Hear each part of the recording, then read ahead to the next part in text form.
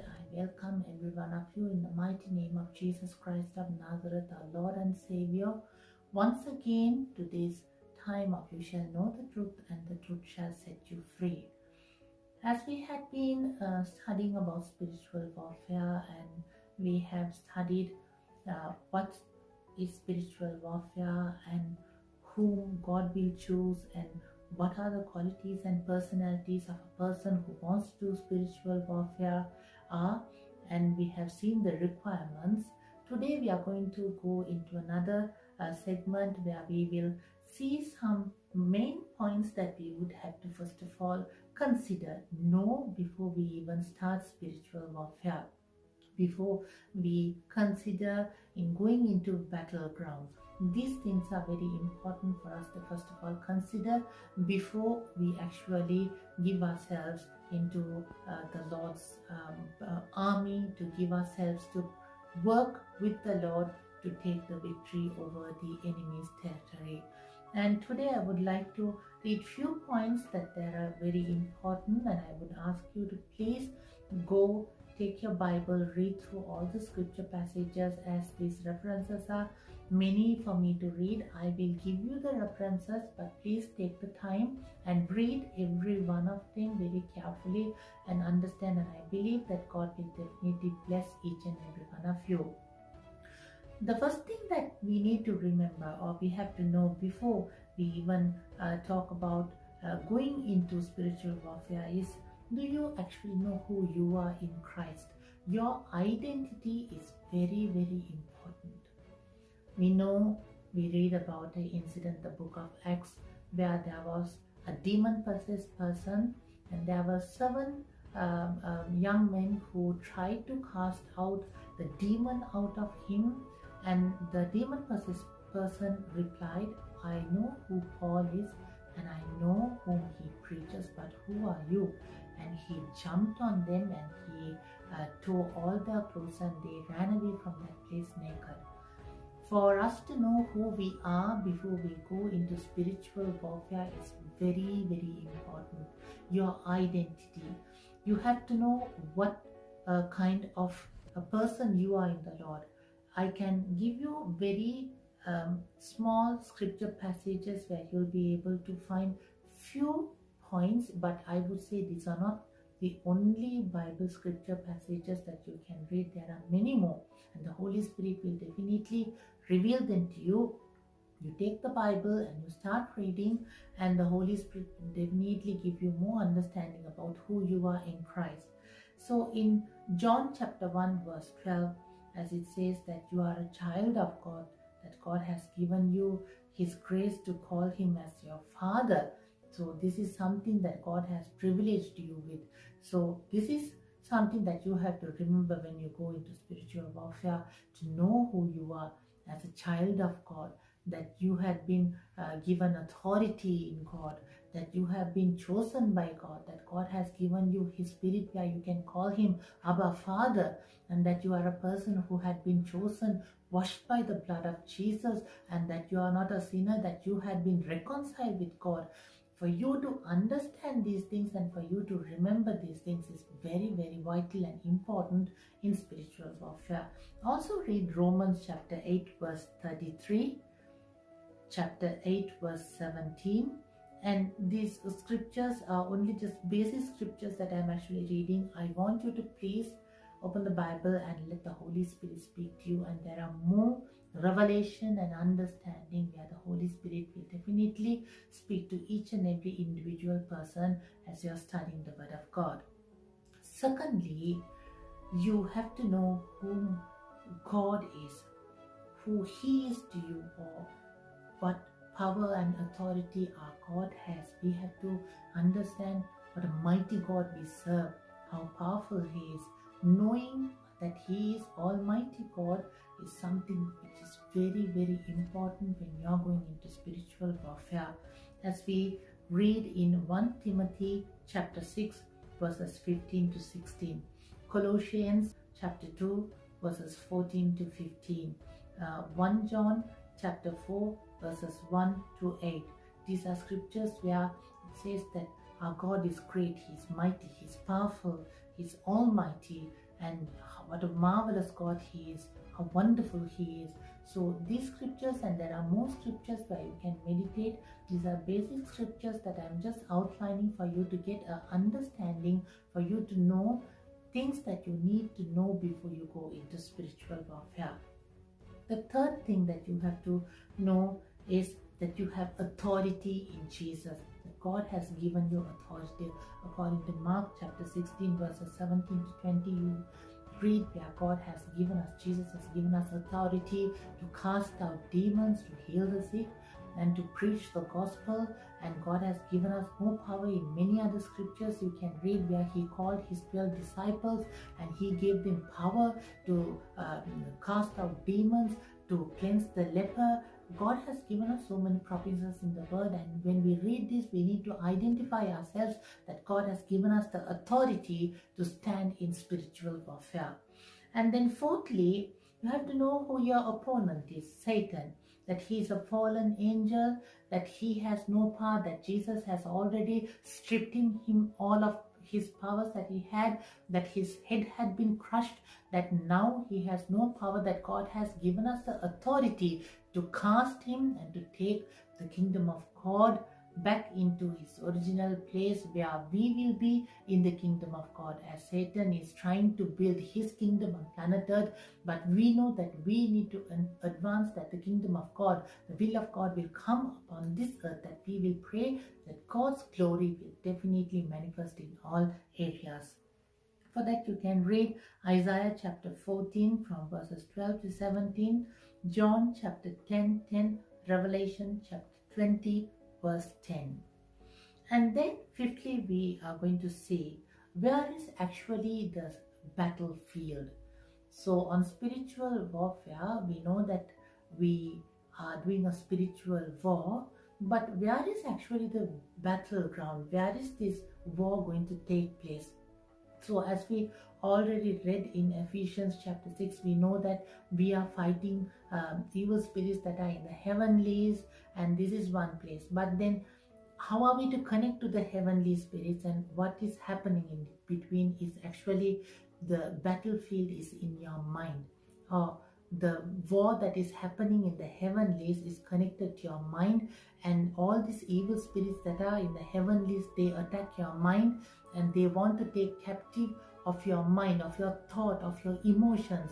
And this is where that we are going to fight the evil powers, and we are going to take the victory for him not to gain any control of you or me, but we are going to give ourselves to the Lord and to be led by the Spirit of God. If you would read 2 Corinthians chapter 4 verse 4, James chapter 4 verses 1 to 4, Proverbs chapter 4 from verses 23 to 27. These are scripture passages that you can see that our heart, our mind, our intellect, our feelings, our emotions are places where the devil really wants to attack us, and he wants to gain control. And these are the places that God wants us to have authority, and these are the places that God wants to have his grace, his guiding presence to give us guidance to take the victory in our life. So we would have to understand where the battlefield is taking place. And then sixthly is, do you have understood what the gear or the weapons are? What kind of weapons that God has given?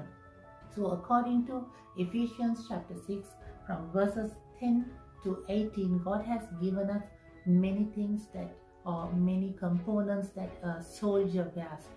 He has told about the helmet, the breastplate, about the shield, about the shoes, and about the belt, and all these things. These are very important things a person must have before going into a battle. You just can't go to the battle. Now all this gear had been actually given to protect yourself. So this gear that we are meditating in this chapter, or Ephesians chapter 6, mainly speaks about all the gear to protect yourself. Salvation, righteousness, faith, everything to protect yourself. But then the same scripture also speaks about one weapon. the sword of the Spirit. So God has given His word, His Spirit as the weapon to wage war against the evil one. So the seventh point is the weapon. So when God has given the armor to protect us, He also has given the sword, His word, to target the enemy and to go against him and to cut him. So for that you can read Isaiah chapter 55 verse 11, Psalms chapter 8 verse 2, Psalms 149 verses 5 to 8. So these things are very important things that you would have to consider before even thinking of going into spiritual warfare.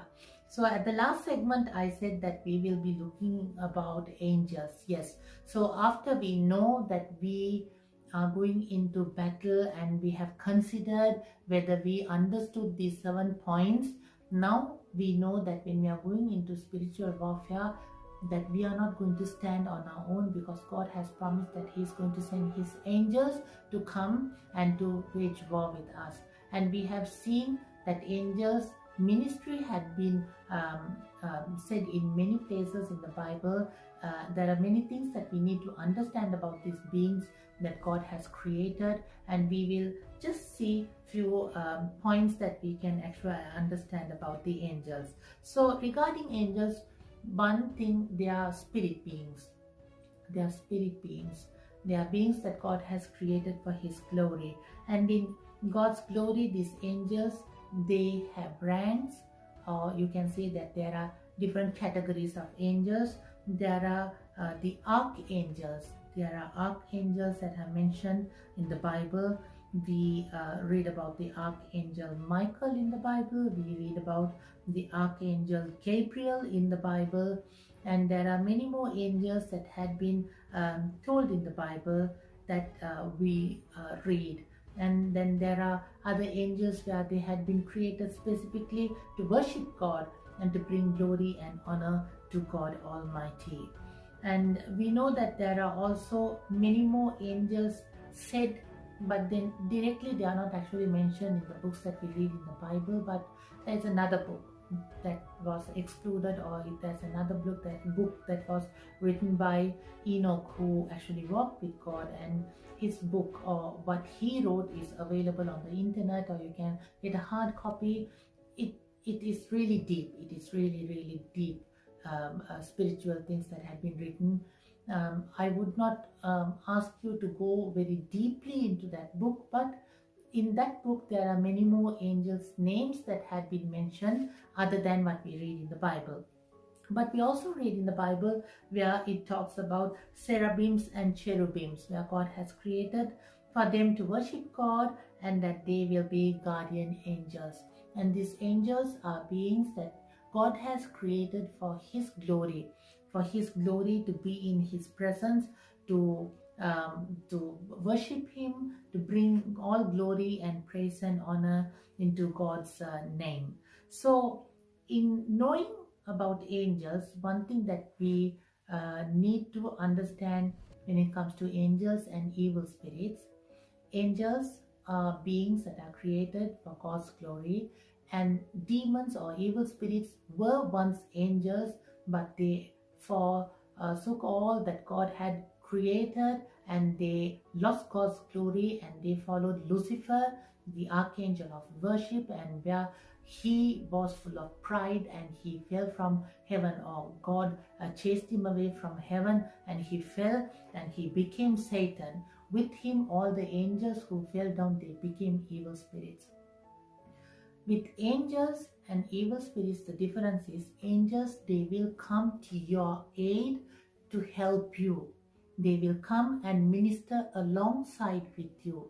They will come and they will minister with you for the glory of God. But when it comes to demons, they want to always come and invade you. They want to come and take control of you. They want to come and possess you. So angels, when you call upon them to come and wage war with you in spiritual warfare, they do not come and they don't come into your body.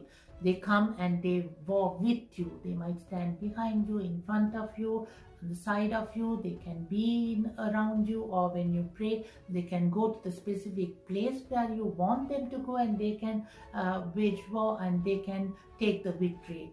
But evil spirits, what they do, they always want to go into your body. Because when we read in the Bible, we are the only place Jesus ever spoke with a demon-possessed person, and the demon spoke back to Jesus. There was this incident where Jesus spoke to a person who had more than 2,000 evil spirits in him, the person who had a legion of spirits. And when Jesus commanded the spirits to go, you see that these spirits, when the opportunity was given, it asked Jesus, Master, please do not cast out, but please give us permission to go and enter into this swine. And from the man's body, they transferred themselves into these pigs that were in this mountain, and all the pigs, they went and they fell into the sea and they died. And in another place where Jesus, he talks about evil spirits, he says, when a demon leaves one person, the spirit goes into all the wilderness walking and finding another place and couldn't. The spirits, they come back to the place that they left, and they see this place is empty and this place is very nice, and they go and they bring some more 7 evil spirits more powerful than them, and they go and they invade this person and makes that person miserable than what they were. Understand, this is what the evil spirit, they want to do. They want to come and invade your life. They can't live on their own, or they can't harm you staying out. They want to come and take control of you and kill you from in. They want to kill you out. Now, if you would see, if you have just a cut on your physical body, immediately the wound tends to heal. The blood tends to dry in that place, and new skin will slowly grow under that, and that wound tends to heal itself. But if that is the case with this outer body, what actually happens inside, if you have a cancer within you, or a diabetic disease, or something else, where even medication is not able to cure, it eats the inside and it also manifests outside and completely destroys you and it kills you. This is how evil spirit, they want to get inside of you. They want to kill you inside out. They don't want to stay out and then harm you, because whatever they try to do from the out, you might be able to respond well and you might be able to survive. But they want to get inside of you and kill you from in out. So they want to destroy your emotions. They want to destroy your personality. They want to destroy all the peace, the joy that you have. They want to destroy your health from inside out, and they want to completely turn you against God, and they want to take you away from God and to take them with them. But when we are praying and when we are asking God's guidance to wage war with the angel beings, these beings, they come to help us. They stand alongside us and they fight the battle. They are here to help us, and they are here to do more than what we can expect from them. And these things in detail we will see in the next segment. I bless every one of you in the name of Jesus, and I believe as you read through these scriptures that God's Holy Spirit will be able to let you into more deeper understanding of spiritual warfare, and that you will be mighty weapons in the hand of the Lord for His glory. May the good Lord bless you all in Jesus' name. Amen.